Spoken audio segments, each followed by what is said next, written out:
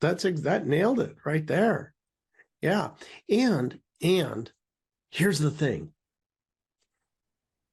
is when the sensation happens, you're going to think a thought equal to it.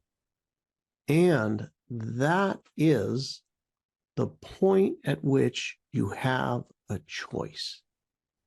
Yeah. This point in time, and for most of us, we blow right by the choice point. This choice point, once you realize there is a choice point, then you can start to do some of the techniques to blow it away.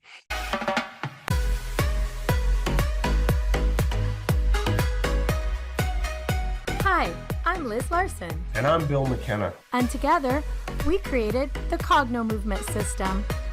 And we'd like to welcome you to the New Life Perspectives radio show, where we're going to be sharing with you tools, tips, and ideas that are going to change your life.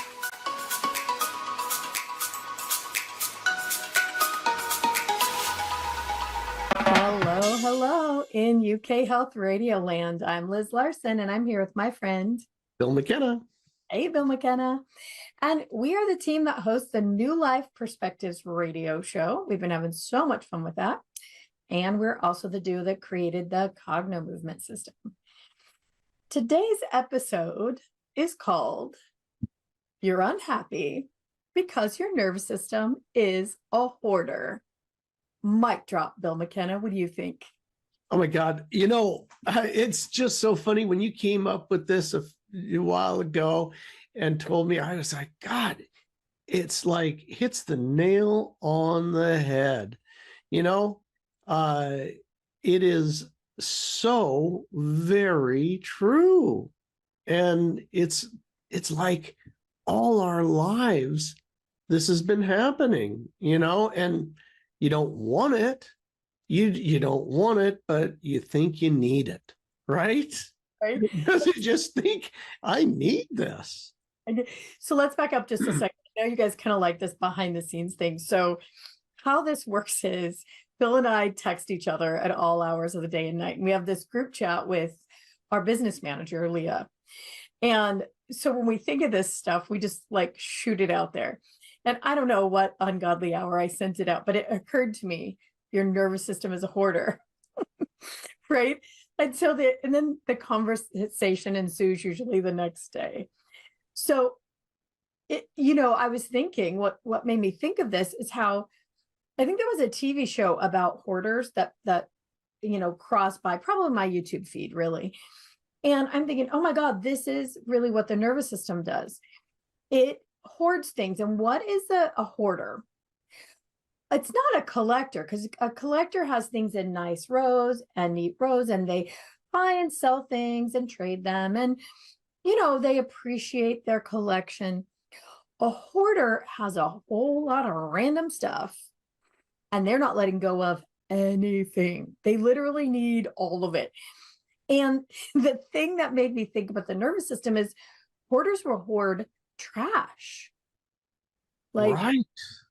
Trash and dirty things and things that are unhealthy and harmful.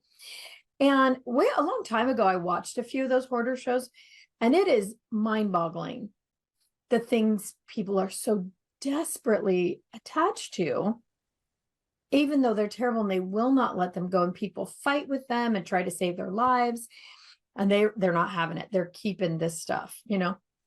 I know someone who kept the plastic things that food comes in, like, if you buy deli ham or whatever, maybe it'll come in a plastic with a lid. They save those.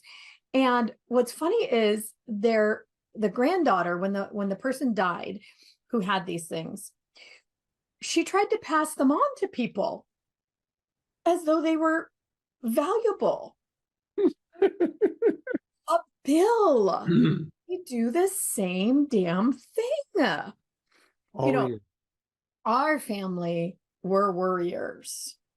So we're going to pass that on to every other generation. Our family, we have generational trauma. So here's that gift to you. I'm going to gift you this trash. and the nervous system goes for it. It really does. And it becomes, and it is like, here's the thing about it. I'm going to pass this on because it's going to keep you safe, right? If you got all this stuff, right, it's going to keep you safe in some way, shape, or form. And I find it so interesting that you say it's generational, because it even extends beyond that to certain cultures. There are cultures out there that have been traumatized by genocide. And consequently, the entire culture is on high alert for any possible threat. It's like, ho, ho, ho, and this is a global phenomenon, everywhere from over in the that Southeast Asia and Vietnam and Cambodia, to Africa, to obviously the Holocaust. It is a phenomenon that had gone on basically globally for millennia. We've been doing this. Those are like the big ones that you think, you think, okay, that's reasonable. We're going to take that and we're going to teach everybody about it and we're going to install it. And the excuse is, if you know what happened in the past, you can prevent it.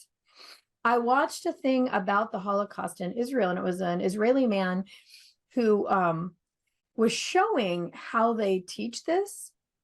And it was very fascinating because it's actually through trauma that they teach this Holocaust thing. And there's kids who are like happy-go-lucky and living their life, like living a 21st century life. And then they're taken and forced to look at the images and hear the stories, from, a very specific point of view, let's say.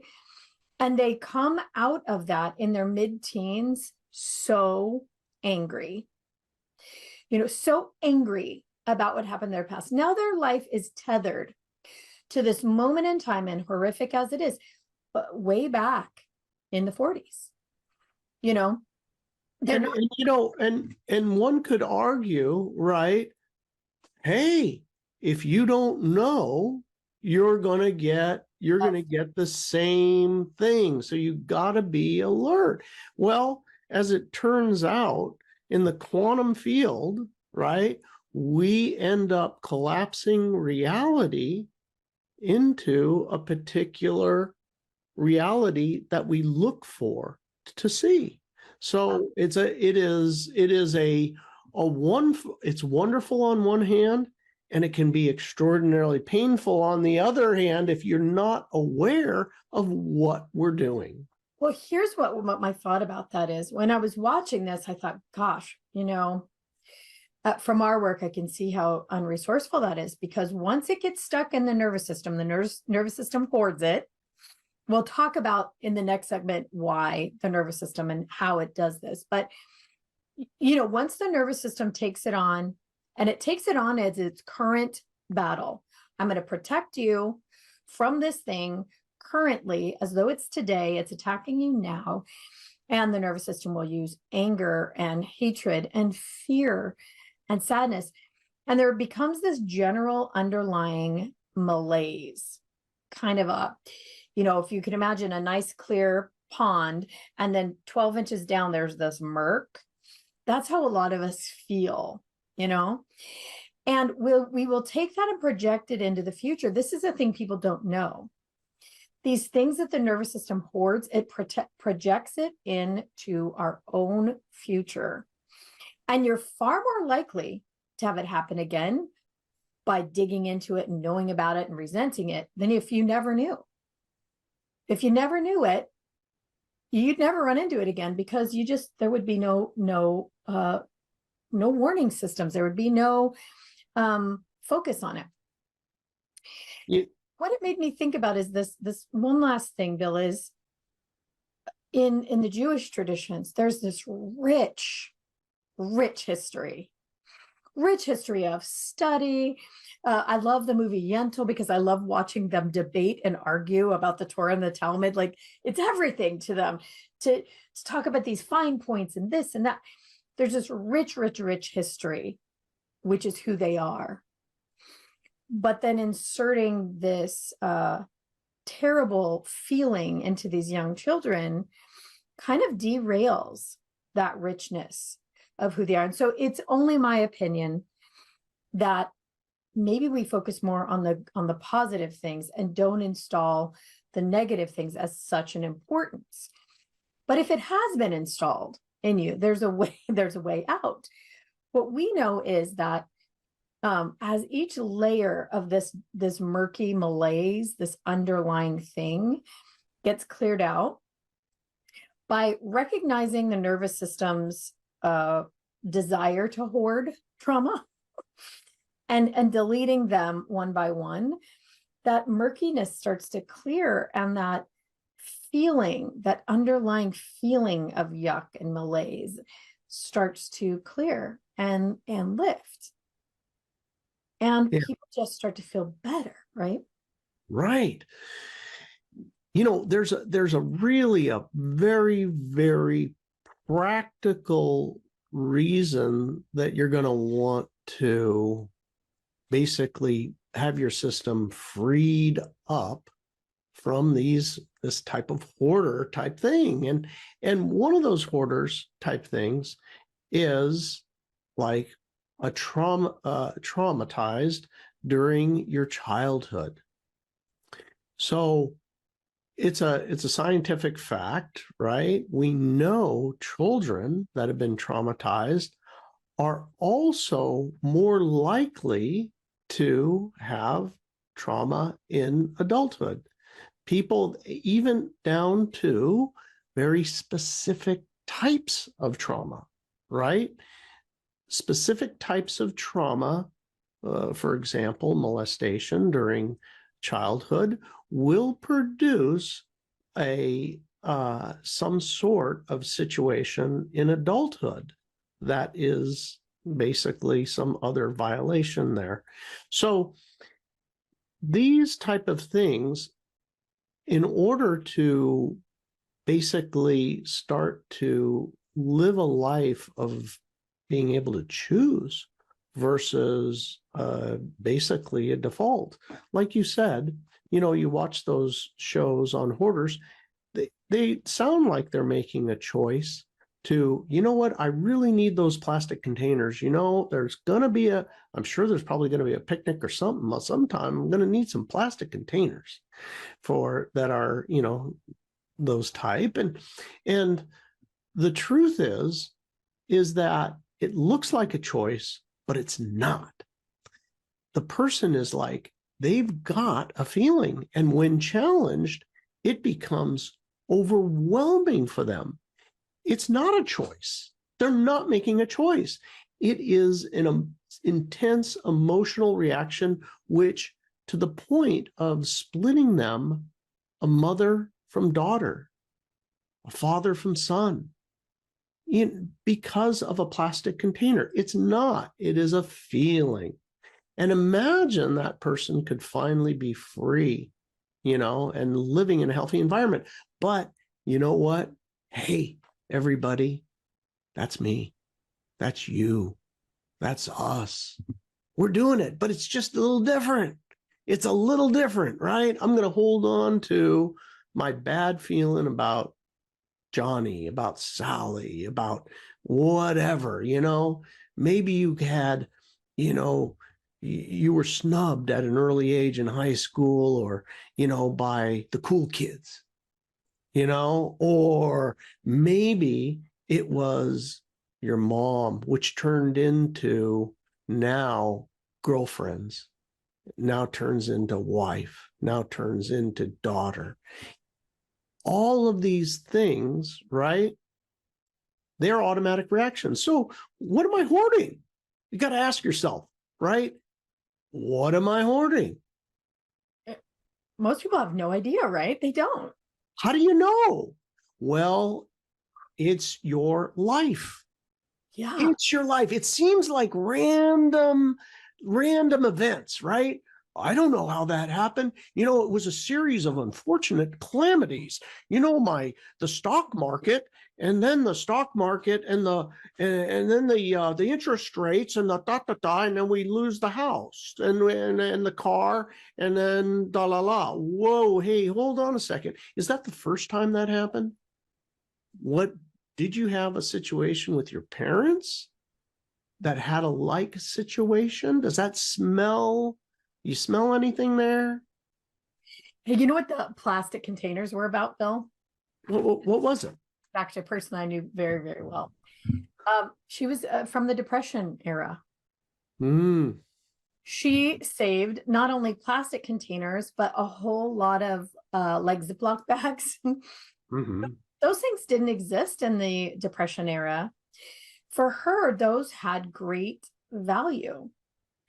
And she didn't on the surface look like a hoarder because her house was very neat. She was, by the time I knew her, she was a little old lady.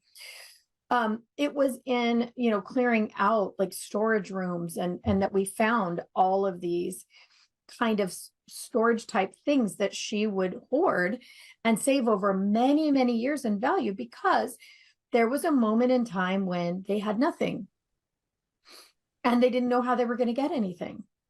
hmm So her automated response was, let's save, let's conserve what we can, because you never know when there's not going to be enough. And it had dramatic rumblings throughout her family. So let's take our first break, and I'll talk about that in the next break, what that rumbling was and how it played out, because maybe somebody will recognize themselves in this. You don't think hoarding plastic containers can have an effect on your nervous system?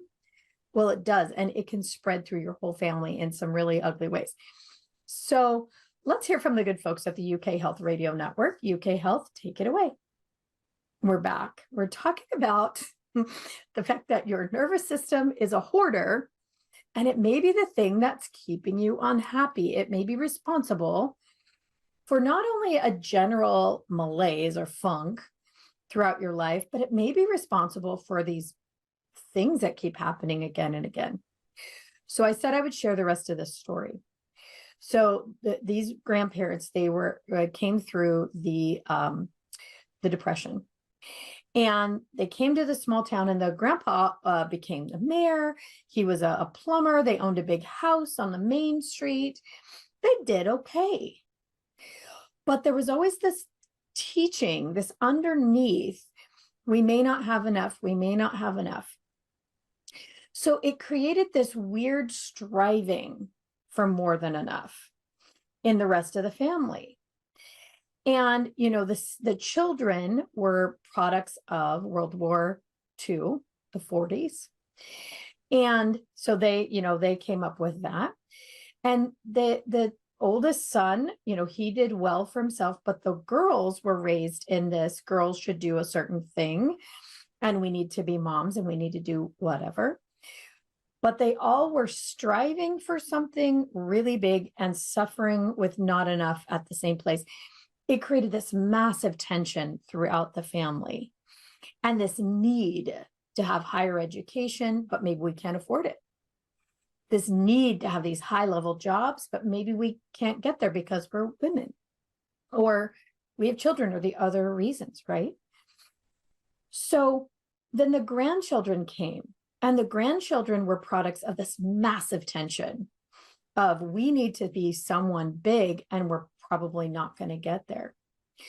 So it manifested itself in bipolar depression. It manifested in one of the girls doing exactly what you said, the striving to be a cool kid and never getting there. And then in her children, she was almost nearly abusive to them because they weren't the cool kids either. Maybe they were overweight. Maybe they had the wrong hair color. They just weren't cool. They were just average kids. And in her case, she almost hated them for not reaching this bar. And it was an invisible bar, an unspoken bar. From the outside in, you could see it so well. But that thing, The nervous system's hoarded. We need to have way more, but we don't have enough. And it just spun through the generations. Isn't that fascinating? It really is. It's just absolutely fascinating. And, I just think that we're in a time and age that we now understand this. We now understand it's just really now coming to light that the body, the neurology is actually taking this on. Even though it's all coming to light, right here in the United States of America, if anyone's looking at the news and that sort of thing, I mean, the hoarding has gone on to incredible levels. People are taking positions and welcoming in these type of hurt positions, being hurt, and taking great value and teaching each other, you've been hurt and you need to be aware you've been hurt and be hurt and lash out. Yeah, huge values on what's called trauma response, trauma informed, trauma response. Everything is about that right now. We have a really trigger warnings, a trigger warning. I've never in my life a trigger warning. What? When did that? I have a close friend. She's like a niece to me. She's 20. And her constant conversation is about like trauma response and trauma informed. And I'm like, what are you talking about? You're a kid. Like, why are we having this conversation? But it's really prevalent throughout. So Bill, let's talk about, why does the nervous system hoard traumas or perceived traumas? And why doesn't it hoard the good stuff? That is such a good question, right? I have to say, first of all, let's start off with, I do know a few people. I know some people that are actually positive hoarders, that they collect the most amazing, beautiful experiences. They talk about them. They relive them in their mind. They kind of are so fast and easy to giggle and laugh. They are so quick to make light of whatever it is and to find the good. So this exists. I'm not saying it doesn't, but it is a rarity. Yeah, and you know what that looks like? That's interesting, Bill. Let's not get off track because I still want to talk about why the nervous system hoards. But what that looks like is somebody who's at dinner and they're like, oh, look how pretty these green beans are. Have you seen the green beans? They're just so green. And let me taste it. It's so crisp, right? They're that person that is just, effusive about how beautiful their meal is and how nice the waiter is and how wonderful things tasted. The rest of us are like, see the price on this thing? Like, I don't know. My stuff is touching. My green beans and my potatoes are touching. And they didn't give me my silverware. My silverware has a spot on it. And, and the converse of that is you go to dinner with that person who their glass is always dirty. Their food always comes out bad, right? What's the difference? The difference is the attention, the focus is to, wow, I'm having a wonderful time here versus, wow, I'm trying to see what might be trying to attack and kill me, right? That's the difference. So what is the difference? Why does the nervous system hoard the negative? There's a very specific reason, and it's actually sort of kind of good for us. What is it? It is trying to keep you alive and safe. There's a path of energy, and this energy comes up your spine. It goes through the back base of your spine, which is like a fear gateway. is this a threat? Am I safe? Now, this safe could be a threat to my physical personal safety, my financial status, my being, like how am I going to be seen, right? My image. It could be anything at all. And that if it's seen as I'm safe and secure, the information can come up and go off into the higher faculties, and you use more of your brain. People who are without fear, they have processed their traumas, and they have the ability to basically have this gateway open where, yes, I see reality. I see the truth. You know what? Yes, there is a smudge on this, but, it's no big deal. It's okay. They can see the green beans. They can see the color. You're muted. But there's a reason, and it's because of a certain setup in our body, the limbic system, which houses the amygdala. It's the thing that tries to keep us safe and alive, and it's one of the first thing that forms in the womb. And it's the thing that needs to tell you, okay, touch this, don't touch that. That's poisonous. Don't do that. Don't walk in front of a car. Run if there's a lion, right? It needs to do that. And it just puts a higher value on the good stuff. The good stuff, if you happen to see a butterfly, if your green beans are pretty, if your hair looks great today, that is not of high value to the amygdala, the limbic system, because it's just stuff that's going to be fine. It doesn't hurt you. It's not concerned with that. It's concerned with the things that might kill you. And here's the big thing, you guys. If you took one thing away from today, your body thinks the weirdest things are going to kill you.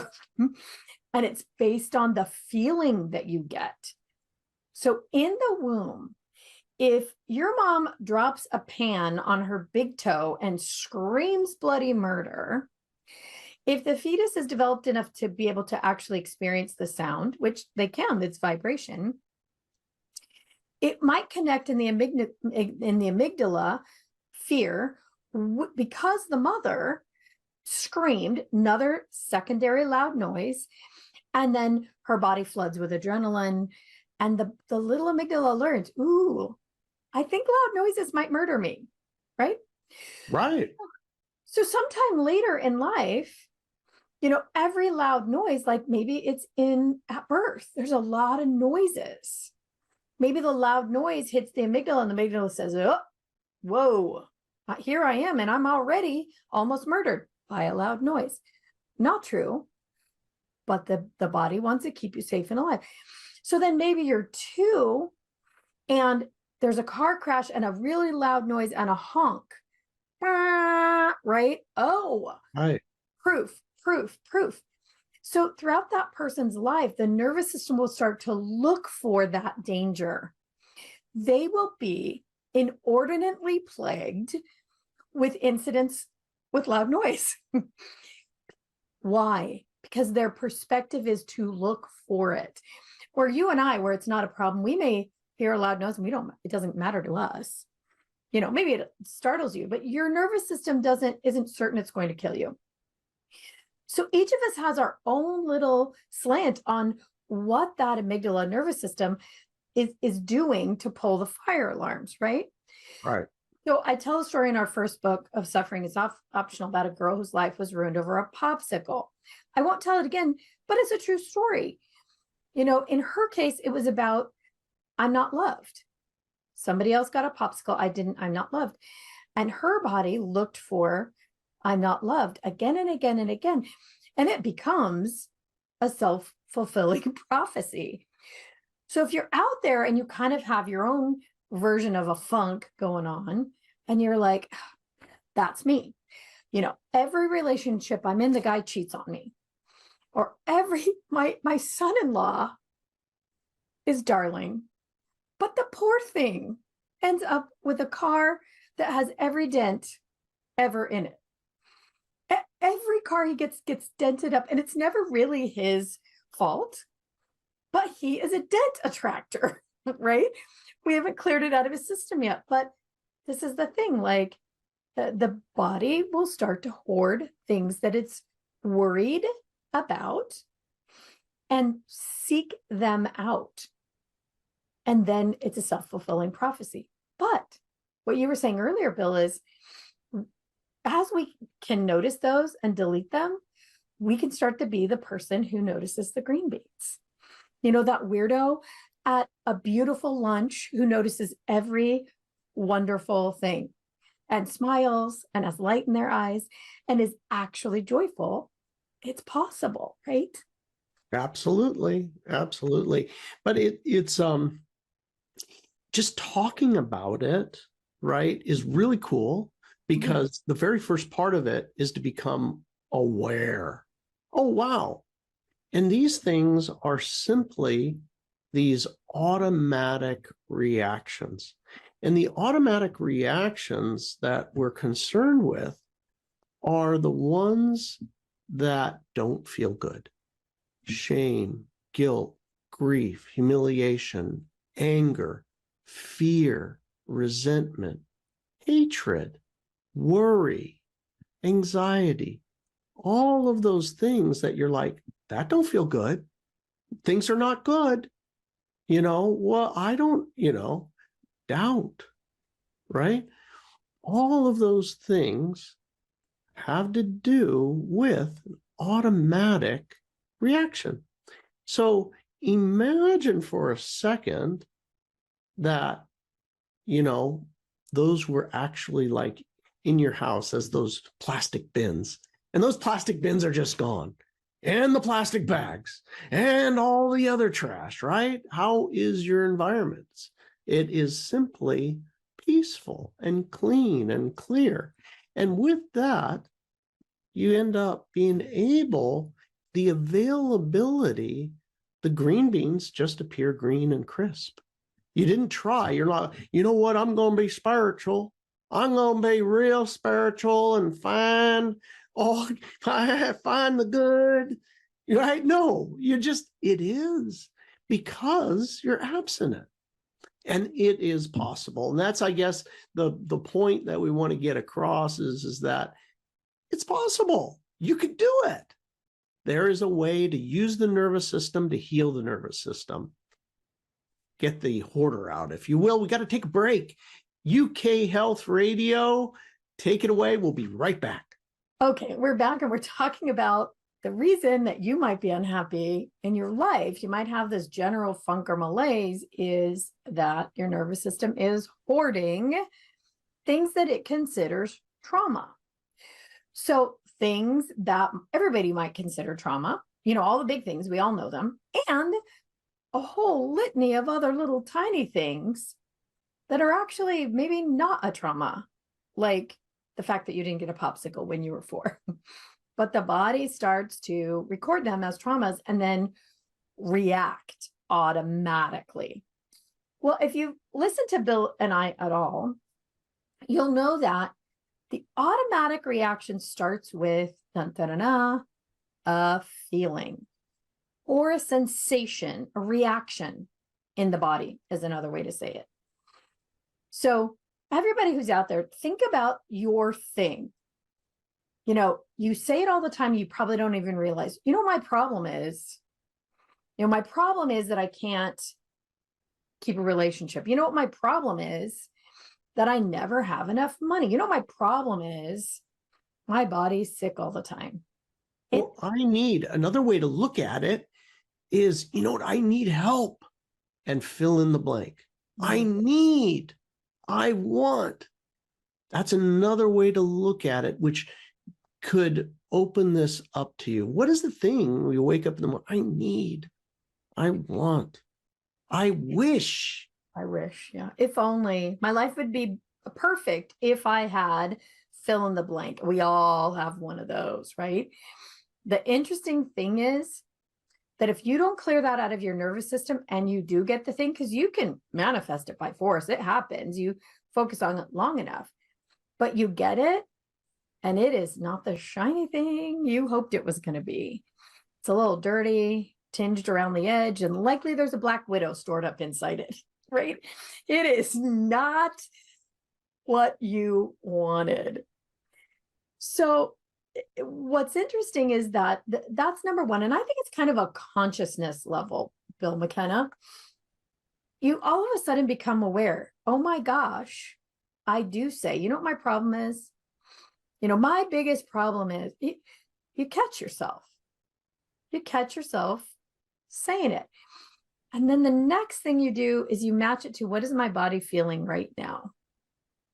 And what you will discover, and this discovery changes everything. You will discover that there's some part of your body that's active. Maybe it's your throat. I've shared, for me, it was like being clotheslined, throat and upper gut. This kind of like feeling hit in the throat or upper gut. For some people, it's like nausea. For some people, it's like a headache. Other people, their ears burn or their fingers go numb. But if you will simply hear yourself saying it, and now you kind of won't be able to not hear yourself because you've heard us bring it up. My problem is, you know what my biggest problem is, or you know what I really need, or my life would be perfect. Stop and notice, what is my body doing right now? And that singular sensation is the generation. It is the big billboard sign of the thing your nervous system is hoarding. That's exactly it. That nailed it right there. Yeah. And here's the thing, is when the sensation happens, you're going to think a thought equal to it. And that is the point at which you have a choice. Yeah.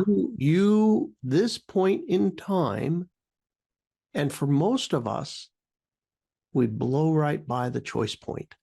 This choice point, once you realize there is a choice point, then you can start to do some of the techniques to blow it away. And if you blow it away completely, what happens is that thing just simply isn't part of your life anymore. There is no more that sensation. There is no more going down the road, the highway to hell, shall we say? Right now, for the masses of humanity, it's just, there is no choice. This is how I feel, and it's the highway to hell, and that's about it. That's about how it goes. The highway to hell, that's interesting, Bill. There's something that Leah said to me yesterday that really, really struck me. And my response was in the vein of what we've kind of been talking about, getting real clear about this thing. So I'll tell you my response first. My response first was, you know what Cognomovement does? It literally cuts through all the BS. I said the real words, Bill McKenna. It gets rid of all of it and targets the actual problem. The nervous system holding on to a mistake or something that's true, that it just keeps playing out over and over again, right? Right. Now, what Leah said to me was that there's this thing on TikTok, this big thing in the, kind of quasi self-help spiritual community. And it's about shadow work. Now, we know about shadow work. That's been going on for a long time. But the new version is, you're probably going to have to go through hell when you start to look at your shadow. You're going to go into crisis. You're going to suffer. Your life's probably going to explode. And it might take you lifetimes to deal with your shadow. And immediately, my reaction was, no, you don't. No, you don't. What you need to know is the shadow is nothing more than the nervous system having recorded something it believes is dangerous to you. Now, it may or may not be accurate.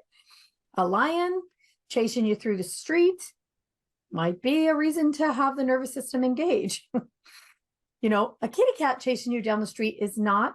If you have a nervous system that says they're both the same, you got a little issue, right?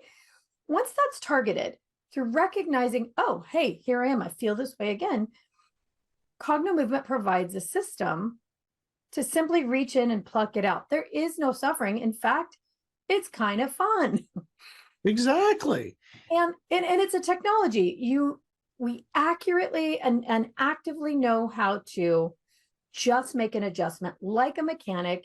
You get the IKEA wrench and the instructions, which is a problem for some of us, but you get the IKEA wrench and you make change. You don't have to suffer. Exactly. You know, Liz, I made my own little graph here. Oh, And graph. this, I made a little graph for everybody. So over here is what we call your trigger. Now you could just simply have a thought. Like that's your trigger, like, oh, I want, I don't have enough, whatever be the case. And you get your sensations. You get sensations. And here you have your trigger, like your choice point. You've got a choice. You can go to the good life here, and it is your parasympathetic system, is that rest and digest, or you let it go, and it's the highway to hell, the sympathetic system. This is your neurology. So this is your timeline. Now all of us have a choice once we understand it, and then we have the tools, right? Yeah, but before that, you really don't. You're on autopilot. And I think that's the biggest thing why your nervous system is a hoarder, is that it hoards these things and it just puts them on autopilot. You don't have to think about it. It's here, let me do that for you. But then it decides how your life goes. It really does. That last marriage didn't work out. That was your nervous system that did that. Your logical mind got to have very little to do with it. That last job that you got fired from and the 3 before that, that's your nervous system running the show. What I think Bill and I want everyone to know is you do have that choice point. So Bill's diagram, for everyone who's listening, looked like a Y on its side, the trigger point with a direct line to a choice. Once you know about it, once you've heard what we're saying, and there is a point in time when your nervous system can take over, or you can make a different choice and actually let yourself, your higher being, your logical mind take over. And that happens by moving, as Bill said, into the parasympathetic. What does that mean for everybody else? It means a signal, nervous system to calm the F down. Literally a signal that says, no, that's no longer a problem. And this is the most interesting thing, what Bill and I know, it could be that massive legitimate problem in your life, that trauma. Even that, you can tell the nervous system, no, we're not in that anymore. That's not happening right now. That is not a lion chasing us. That's a story from our past. And we're choosing to move on into something else. You can literally take that backpack full of rocks off, that trauma, leave it on the ground, and move forward free. So if you're haven't been around with us for a while, what we do is called Cognomovement. And right now we have just reinvented what used to be basic training that's now our essentials. It's like the key, the IKEA key and the instructions. It's that simple. Yeah. And then it just takes you through how to do it and the sessions. And in reworking that, we've made modules of things that people can choose, like extra problems. Right now, people can get our essentials, the whole enchilada for how to put yourself back in control of your hoarding nervous system and really live freely, plus a way to change cravings instantly. And we've put it into a kit. And right now, if you go to cognocravings.com, it's COGNO, cravings.com, you get the instructions, the IKEA key, the essentials, plus you get to be free from cravings for the rest of your life. And I mean fast, in like 20 minutes. And it's like $100 off. It's more than $100 off. It's like a 47% savings because you're getting this kit. So it's like $199. The whole thing is $199. To be able to, I mean, it's really inexpensive, right? To be able to give yourself the choice point that Bill talked about on his beautiful graph, and take your life in the direction that you get to choose from now on. Plus, you get to eliminate all those cravings that are ruining your fitness goals, your health goals, your life goals, your fingernails in some cases. So it's Cogno Cravings with an S.com. And you're going to choose customize your craving kit. It's a whole kit. Like we've done it for you. So you can no longer have a nervous system that hoards things. What do you think about that, Bill? I love it. And it's nice to be able to take over your life. Mm-hmm. Take back your life. You imagine, what would it be like? Ask yourself, what would it be like if I simply didn't feel that way anymore? And I wasn't trying to be strong. I just didn't feel it. I can tell people what it's like because we're experiencing it more and more every day. It's like you're just kind of at ease for no reason. You are one of those people who actually literally starts to enjoy food because you can taste it. You're not busy wandering around in your problems. You're like, aren't these mashed potatoes amazing? Like, try this. You need to try these. These are amazing. Like, they're buttery and like, you are so present in the moment that you actually start to enjoy life. And I'm telling you, from a person whose life was built around frustration, this is some kind of a miracle. I just came back from vacation, and for the first time in my life, I just looked out the window and saw how magnificent Utah was. I wasn't worried about other issues. My mind wasn't even on work, really. Bill and I have become those people who talk about the cool thing that happened today. What's our miracle? Tell me the next miracle story today. We run a business. So sometimes we're like, okay, there's an issue, but quick, let's get through that so you can tell me about the miracle, right? Oh, and it